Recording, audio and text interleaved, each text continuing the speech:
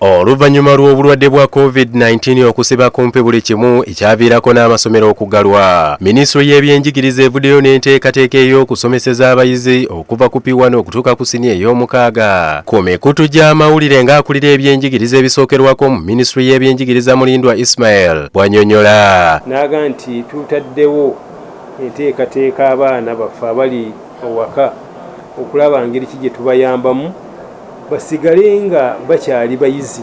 Agambye nti enteekateeka eno baagitandise dda ku mikutu gya gavumenti egya UBC okuli radio ne TV, kyokka bakubisizza n'obutabo bwe bagenda okutuusa ku bayizi bonna mu ggwanga nga bayita mu ba RDC mu bitundu eby'enjawulo. TV nga tukola lessons ku radio stations, era wenjogerera programu eyo tugirina ku UBC weekend yonna ebadde ekola ki, ebadde etambula ng'egenda mu maaso. Balina enkolagana gye batuuseko ne Vision Group etwala Bukedde TV n'olupapulo olwa Bukedde okusobola okutuusa okusomesa kuno ku baana b'eggwanga bonna. Bukedde ne New Vision ne mu mpapulo endala egenda kuteekamu ze tuyita pull outs, zibe nga zibeeramu era nga zezo zennyini zirimu ebintu biri bye tutuusa ku baana, so waliwo chance eyo omwana era okufuna ebintu ebyo kuva mu mpapula zaffe. Agumiza abazadde n'abayizi ku nteekateeka eno nti ejja kubayamba obutasosola babadde basomera mu masomero ga bbeeyi n'ago ag'abankuseere. Akubidde abazadde omulanga okuyamba abayizi mu ngeri ez'enjawulo okulaba nga baganyulwa mu nteekateeka eno, naddala okubawa obudde okusoma wadde balina n'okukola emirimu. Ayogedde bw'ati ku nteekateeka gye balina eri abayizi abaliko obulemu era nti tebabeerabidde nga atubuulidde ekigendererwa kyabwe mu kaweefube ono. Materials zino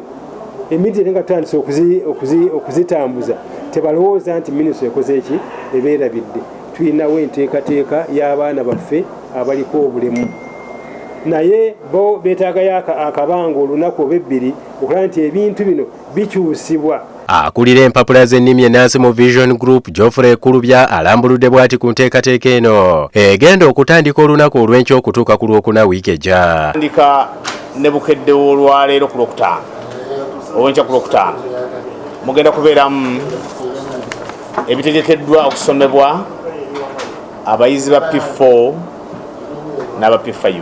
Agambye nti wadde bongeddemu ebirungo bino byonna okuganyulwa abayizi, akatabo kano kasigadde ku bbeeyi eya bulijjo n'akunga abazadde obutasubwa mukisa guno. Ekyewuunyisa Bukedde wadde munene nnyo kuba emikolo gyaffe egya bulijjo tugenda gattako emikolo 32 egirimu ebyo gavumenti byetaddemu, agenda kusigala ng'ali ku 10 bokka. Nze Ismail Nsubuga ku lwa Bukedde TV.